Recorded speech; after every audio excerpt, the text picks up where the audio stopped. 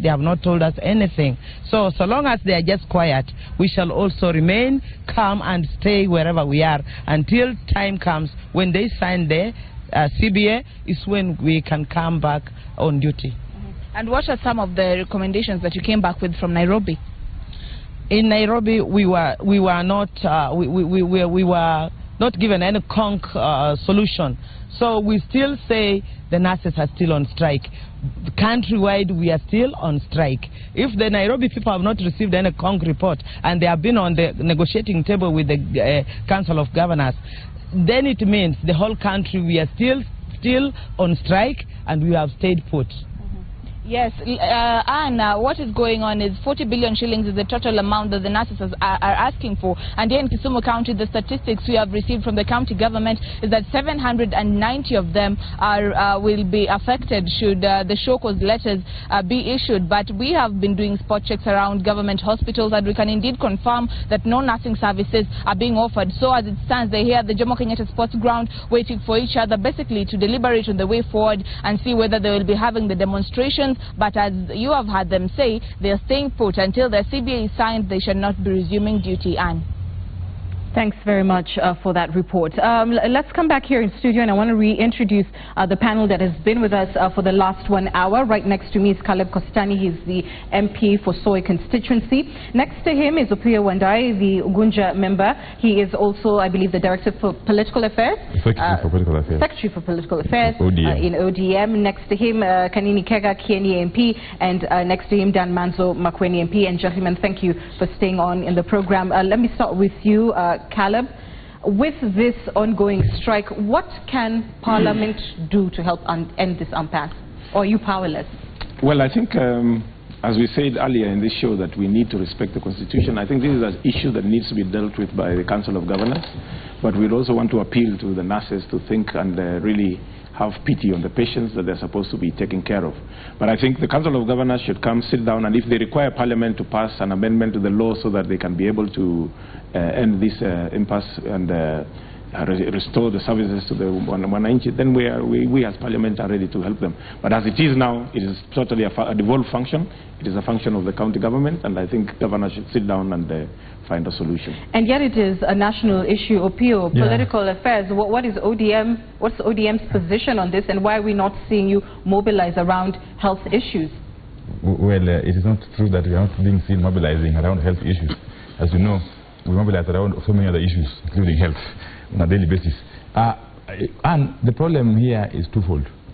One is the failure to harmonize the salaries and remunerations of the various cadres of civil servants, as it were, in this country. So the nurses' strike is not an isolated case. Tomorrow you'll hear about teachers' strike, lecturers' strike, and so on and so forth. It has become the norm in this country. So we need to go back to the drawing board and see how well we can look at this, the remuneration structure of these workers. And that's where the Salaries and Remuneration Commission has actually failed this country. Yeah, they haven't done a good job in that, on that score. But secondly, you will agree with me that health is largely a devolved function. Largely. And most of these nurses actually fall within the ambit of the county governments. But having said that... Have county governments failed? No, I'm coming to my point. The biggest problem we have in the health sector, just like in other sectors which were devolved, is that these functions were devolved without a proper costing having been done. So you will find the functions were devolved, and yet the resources required to make those functions work were not devolved. So the requisite resources have not been sent to the counties to make these functions work optimally. So we need to go back and understand what can we do now that the authority which was supposed to do this didn't do the right job. What can we do to ensure that we do a proper costing of these functions, including agriculture, that are devolved, so that the Parliament can appropriate enough monies to go towards these functions. Is Parliament ready for 45%, Kanini? First of all, is to say that it's very, very unfortunate that now it's the 4th month since the nurses went on strike, and you can imagine how many people who have died, others who have actually suffered under that situation. However, we need to say that health is actually devolved, and it's actually under the ambit of the county government. However, we cannot run away from it as the national government, and I think as the option time, and I also believe that the national government is also in consultation with the Council of Governors and also SLC, because SLC is actually in the midst of this issue. We are hoping that this issue will be settled amicably and as soon as possible, because the kind of suffering that we have seen in the country, we cannot continue like that. And yet the issue that Opio is raising is about the financing for devolution and health specifically. So if I return you to my question, the proposal, at least from NASA, has been 45%. Yes. They are not honest in whatever they are saying that what they want to devolve. What is Parliament ready for? What do you think is reasonable? We are ready to devolve functions, of course, that also commensurate with the funding. But we also need to say that I think we devolved a lot of functions so fast. You know, I think Kenya is the only country which I think achieved devolution in a record 2 or 3 years. So I think we need to look at some of the issues or the functions that are devolved. If there is any increment of funds that needs to be done, I don't think we as members of Parliament have an issue in. Kanini, you're not a first-time member of Parliament, so you've heard this discussion before. What is the majority willing to do in terms of funding health? I think not just health. If you remember, when we joined Parliament in 2013, I think it was about 200 billion shillings that was devolved. The last time, or the last year, we devolved over 300 billion shillings. So progressively, I think the government is doing its best, and there is room for improvement. And I think in the following year, I mean the coming year, definitely we'll be able to do something. What Kaini is also saying is that despite the money you're talking about being devolved to support those functions, a lot more money is still retained at the headquarters here for functions which are basically about policy making. So that disconnect is what is killing the country. We need to be firm and say, let these monies go to where it is required. But the issue you have at the moment is not about the money that was sent. It's about SLC and the harmonizing of the salaries. So that's the reason I said SLC is a key player in this, and we are hoping that they are going to settle this issue amicably and fast. Manzo? Yes, the truth of the matter is the county governments do not have the funds to pay the nurses. And just like the case of doctors is very similar. There were matters which are still pending at national level, and the same case applies to nurses. There are matters still pending at national level. There has not been proper coordination so far, and I believe the person to take the biggest responsibility is the cabinet secretary in charge of health. He has been intolerant, has been fighting with his principal secretary instead of dealing with this very serious matter. It's a matter which should be handled by both the national government and the county government, sorted out once and for all. If there are funds needed, released so that Kenyans can stay alive. A lot of Kenyans have really lost their lives. It has taken very many months. It's unjustified. Both governments should take responsibility and move with speed. I am aware we were supposed to make some law in Parliament in relation to doctors. The same proposal should similarly affect the nurses so that this health issue is sorted out once and for all. So the task is on the policymaker, who is a minister, and his team at the national level. They are the ones who should be coordinating with the counties and making sure that everything is proper. All right, and we're showing you live pictures from Parliament, which of course is getting down to proper business today, being its first day after the President's official opening yesterday. They should be debating the speech, but earlier we heard from John Mbadi, who is poised to be the leader of the minority in the House, taking exception to the way business has been conducted, saying the House Business Committee has not been properly constituted. Let me start with you, Opio. The argument that Mbadi was making is that without proper input from the minority and the minority having leadership, then you cannot purport to say that there's an HBC in place. Could you just walk us through that, bearing in mind, of course, that it is your side of the House that really failed to elect its requisite leaders? Well, that is a prejudgment. You know, the first business of Parliament ordinarily should be the constitution of the House Business Committee, because it's the House Business Committee that sets the agenda of the House. Every single sitting of the House is governed by the order paper, right, which is prepared by the House Business Committee. So it follows that without the without a House Business Committee in place, no business can happen in Parliament. Now, the standing orders are also very clear, very clear on how the House Business Committee is supposed to be constituted. Without really belaboring the point. Yeah, it calls for membership from both sides of the political divide. Okay, and the requisite quorum, of course, in the transaction of its business. So as we speak, from my understanding, that House Business Committee has not been constituted. I'm aware that the NASA coalition has not submitted names of those who are supposed to sit in that House Business Committee. Okay? And I'm also aware that NASA is working on that list. So there's nothing really out of the ordinary. There's no cause for alarm. And yet some may interpret it to be stalling tactics from NASA to prove the point that Jubilee with its majority cannot get down to business until NASA is ready to do so. Well, it is not really that. Even though Kenyans like looking at things cynically, it's not really that. But more importantly, it also sends a message that you cannot run the business of the Parliament single-handedly, even if you have a majority.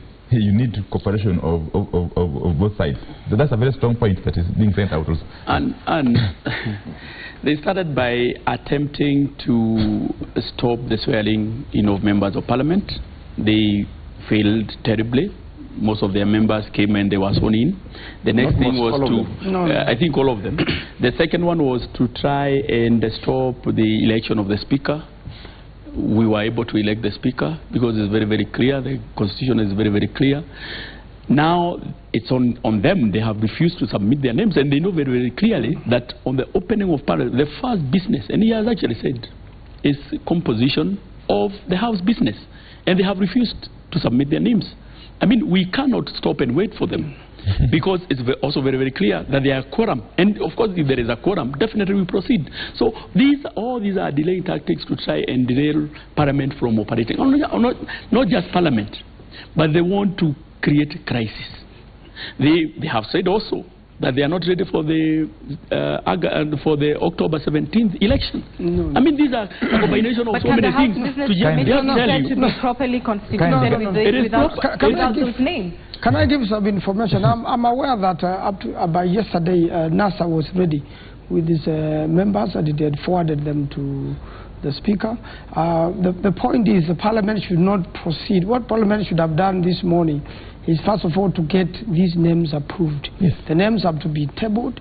Parliament votes. The House Business Committee then temporarily adjourns so that the House Business Committee can sit and then now prepare the order paper so that the House can get on with its work. It's nothing major. There's no need to draw all manner of analogies into it. We did not stop the election of anybody. We are here to work for Kenyans. And at the end of the day, the country is bigger than all of us. One thing I'm happy about, Anne, is that our brothers here are actually realizing that Parliament is in session and they are working towards it, and they have actually accepted the fact that the state opening of Parliament happened yesterday. Parliament should start forming the House Business Committee, and we should start transacting business.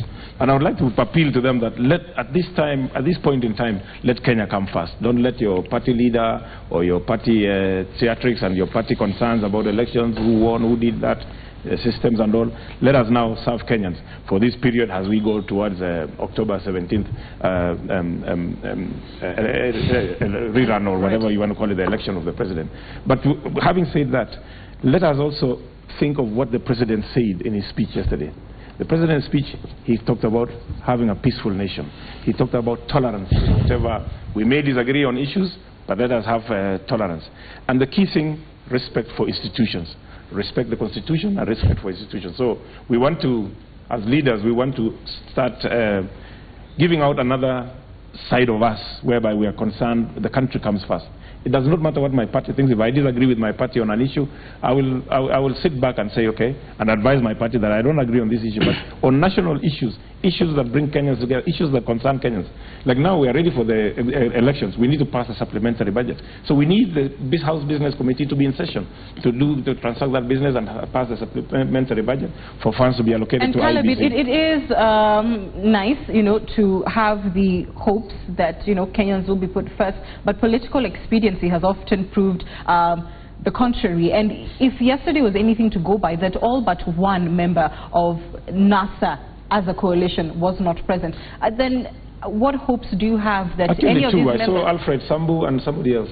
There were two NASA. Okay, still, okay, yeah. That's and two. One more. Well, how can you hope to achieve bipartisanship when it is very clear that at least that side of the coalition will be towing party lines? That is why, and when you go into an election, you go and look for a super majority, so that if the opposition ends up trying to frustrate you, you are still able to carry out business in Parliament and run government.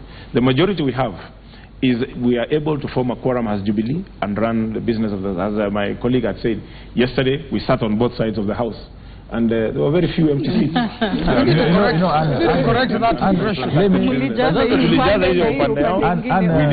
when I didn't notice that there was a boycott. But one thing I like about it is that these people are shooting themselves in the foot. They boycotted Parliament, but they are the first ones there today to go and transact business. And I like what Honorable Badia said. Let's get on with business, turn the kazi, forget about the fake boycott that was there yesterday, and let's carry on. Let's stop this thing of whenever Kenyans are having an issue here, you are running to Kibera to go and address... let me help my new friend here.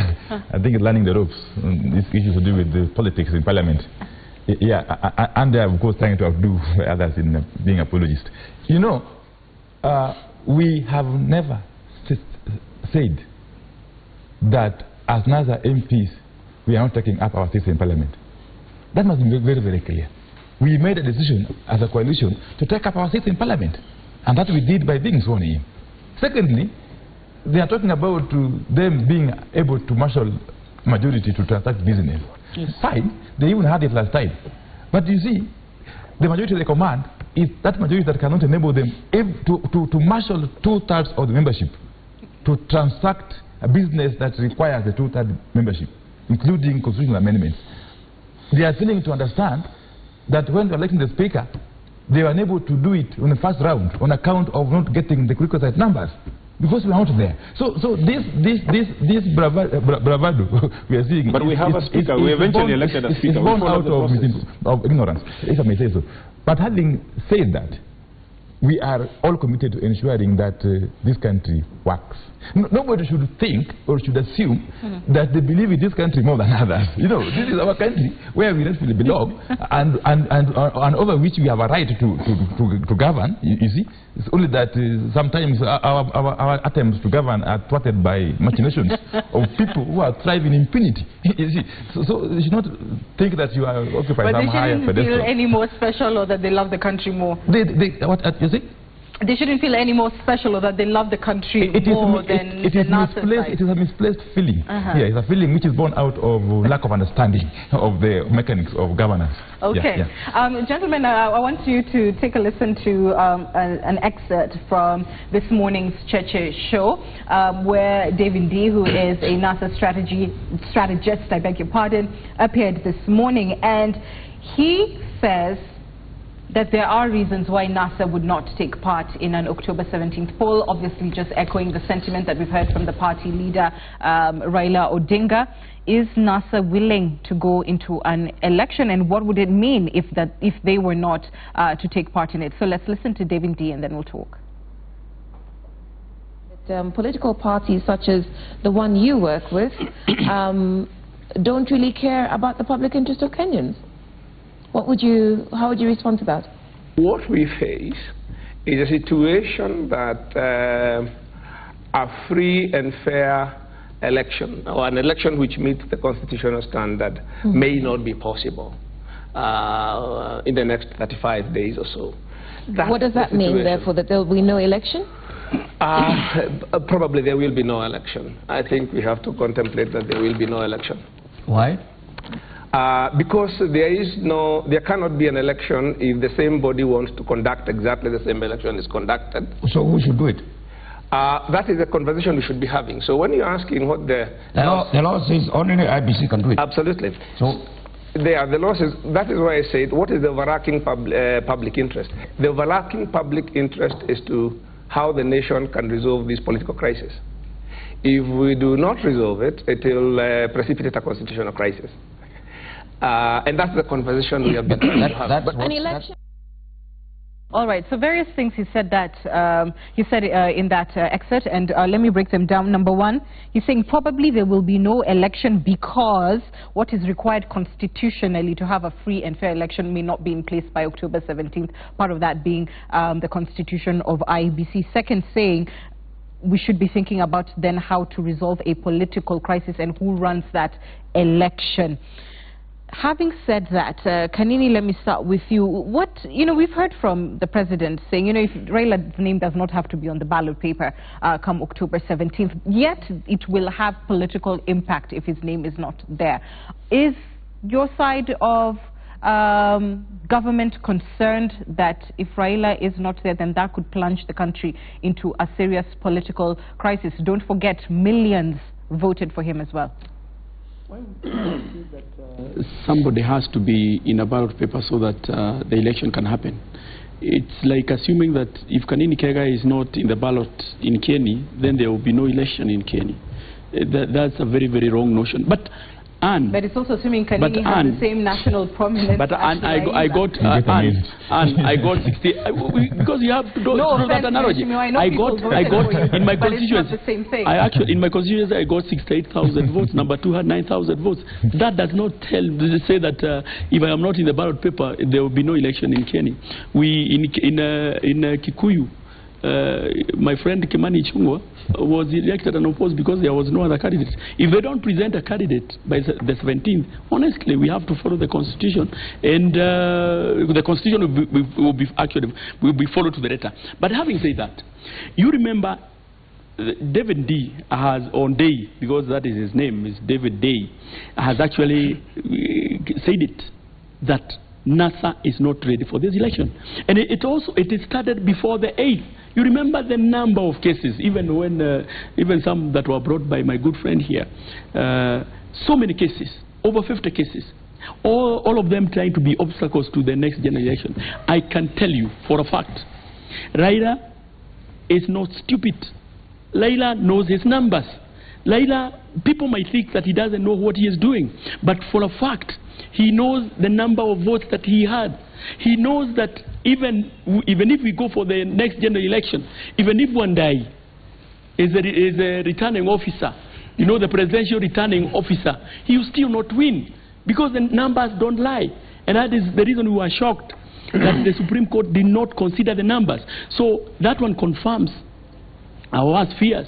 But that they are not ready for the next election. Having said that, and I just want to restate my question, because obviously there's a law in place and one can imagine that the law will take its course regardless. But does that delegitimize then the election of the one candidate who does it doesn't delegitimize. However, there is a case by Okulo Court, yes, who is saying that he also need to be enjoined. We are also waiting for that ruling. If the court rules that they have to be also enjoined, definitely there will be other members, other candidates who will also be in the ballot paper. So we should not be held hostage by one candidate saying that I must be in the ballot. And I think it's very, very clear. The Constitution is also very, very clear that if you only have one candidate, then we follow the law. But this issue of saying that we have to have a certain candidate in the ballot paper, honestly, that's not fair, and we are also not following the Constitution. The problem, Anne, is that just like my colleague here, Kenyans are looking at these issues in a very simplistic manner. It's not a question of having names in the ballot. It is a matter of election is a very serious matter, because it's at the core of the sovereignty of the people. And what David Lee was saying is not anything new. And we have said it repeatedly, that if we cannot hold elections that meet the standards as set out in the Constitution and the relevant laws, there can possibly be no elections. And that is a position that we hold so firmly that the sooner it sang home, the better, to our colleagues in Jubilee. Secondly, there is this tired line, this tired narrative, that NASA is not ready for elections. Who tells you? We have been ready for elections from as early as you can imagine. What we have been insisting on, is proper framework for carrying out credible elections. But more importantly, you can go about to something which is that you can go ahead and do elections even if Raila is not a candidate. That is easier said than done, I can tell you. Okay? It cannot be business as usual. What are you saying? Yeah. If it's not on the ballot paper, you will mobilize? No, I haven't said anything of the sort. I'm asking what you're saying. The law of nature will take its course. Yeah. And what would that be? Well, what is the law of nature? Well, you know, that need to explain further. Really. You do. I don't need to. You need to explain that. You want to know what is the law of nature. Maybe I can help him. Maybe I can help him, you know. I hope you're explaining what the law of nature is. The Constitution is quite clear. The law we use in this country is the Constitution. Yes. And the Supreme Court has pronounced its judgment. Unfortunately, that judgment is still being rubbished by IBC and by Jubilee. And we want to tell them that what the Constitution says and what the judgment of the Supreme Court said has to be followed to the letter. Otherwise, we'll just be repeating what we did in August 8th. And it is clear, you know, from the so-called numbers that we actually have the numbers. And therefore, we just want a situation whereby the election is free and fair and is conducted within the law and the Constitution. What happens if Raila Odinga's name is not on the ballot paper for the reasons that you have stated, that there's a failure to meet? If the law has not been met, of course, you know the court and the Constitution gives us 60 days.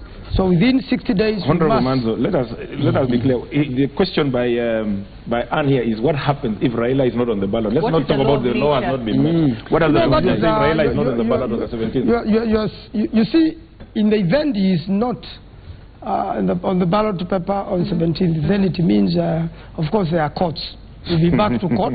We'll get further court orders, and the Supreme Court will extend or just say it, Manzo. It means that or make sure be elected or he cannot be. There will be no opportunity. The Supreme Court has to. The Supreme Court. Where we need to be sincere and not duplicitous, even on my panel, is to explain how there will be no opportunity for that election to take place. Opio, you have said that the law of nature will then take its course. What is the law of nature? Because we are operating under the law of the Constitution. Well, you see, even our Constitution operates within the framework of nature. okay. And as to what will happen if Raila's name doesn't appear on the ballot, that's a bridge we can cross once we get there. Yeah, really. You don't need to. But surely you must have imagined it. You must have thought about the consequences. I want to keep my imagination to myself. I was just giving you the proper position just before I was interrupted by the new member. The proper position is that there are courts. And we'll be back to the Supreme Court to tell them what you ordered IBC to do, it has not done so.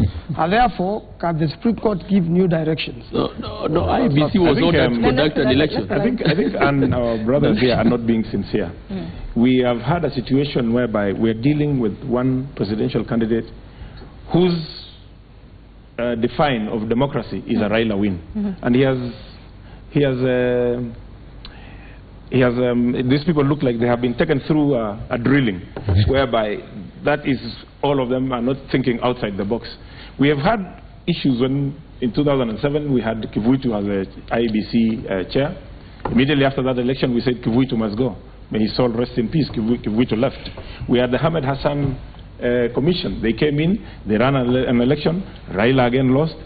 They left. And you should play that clip by Ahmed Hassan when he was exiting, and he says, we have a perennial loser who will lose even by a bigger margin in the next election, and he will still demand that somebody goes.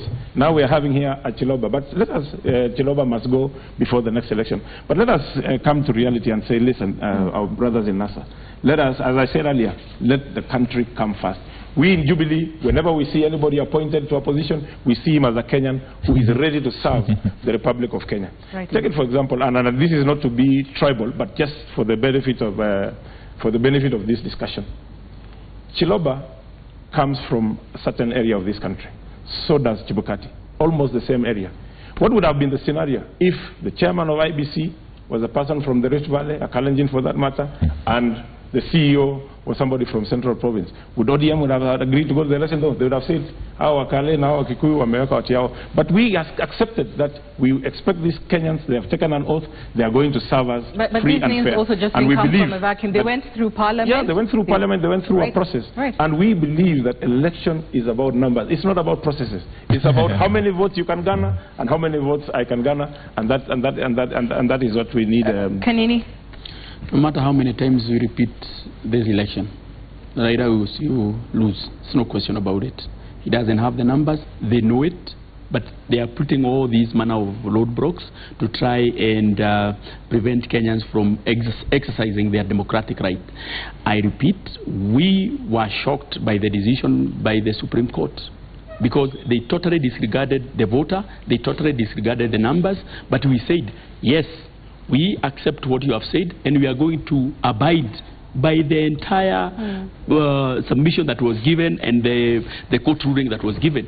IBC was told that within 60 days, do flash election. That is exactly what they are doing. In fact, what we should be doing from the both political divide is to support IBC to conduct free, fair and credible elections, as opposed to the kind of conditions that we have seen being propelled by our competitor.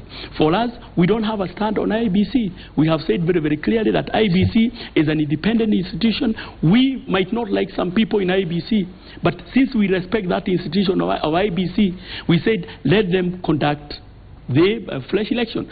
We also have issues with the Supreme Court. We might even be having issues with particular judges, but we have said that you are going to live with that directive that was given, because we respect institutions. We are also asking our colleagues. You have been shouting on the top of the mountains, saying how you respect institutions, yet you are trying to direct IBC on who to appoint and who to fire or hire. Honestly, that's unfair. That is double speak. You know, and I was in court, and I think Kanini Kega did not follow very well what happened.